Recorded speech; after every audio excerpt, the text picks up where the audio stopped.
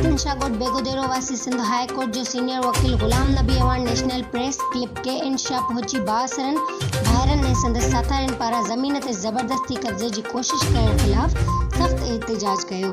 Sindh high court जो senior वकील गुलाम नबी अवान सफ़ाइन अॻियां दाईंदे ॿुधायो त भाइरन गुलाम कादिर अवान, इमाम बख्श अवान, मोहम्मद माशूक, भाइटिल राशिद अवान समेत इलाइक़े जा ॾोहारी क़िस्म जा माण्हू हथियारनि जे ज़ोर ते बेगोदेरो में अबनि ॾाॾनि खां मुंहिंजे हिसे में आयल 250 जी रेत ज़मीन ते ज़बरदस्ती कब्ज़े जी कोशिश करण लाइ हथियारनि सां ॾोहारी माण्हुनि मुंहिंजे सारियुनि जे पोखियल हाइब्रिड बेजारी खे ट्रैक्टर सां हर ॾियण जी कोशिश कई त ॻोठाणा वॾी अंग में पहुता त जवाबदार फरार थी विया। जॾहिं त अहिड़े वाक़े जी रिपोर्ट गोॾो थाणे ते दाख़िल कराई पर पुलिस जवाबदारनि खे गिरफ़्तार न करे सघी।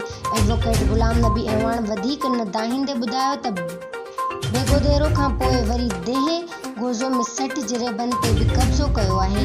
ॾोहारी क़िस्म जा माण्हू मुंहिंजे भाइरनि ऐं भाइटियुनि सां मिली भगत करे मुंहिंजे हिसे में आयल ज़मीननि ते ज़बरदस्ती कब्ज़ो करणु चाहिनि था। जॾहिं ज़मीन जी विरहासत 2016 में इलाइक़े जे नेक मर्द जो फ़ैसिलो पिणु थियल आहे। ॾोहारियुनि जे टोले पारां ज़मीन तां हथ खणण लाइ मूंखे मौतमार धमकियूं ॾिनियूं पयूं वञनि जिन मां मुंहिंजी ज़िंदगी खे पिणु ख़तरो आहे।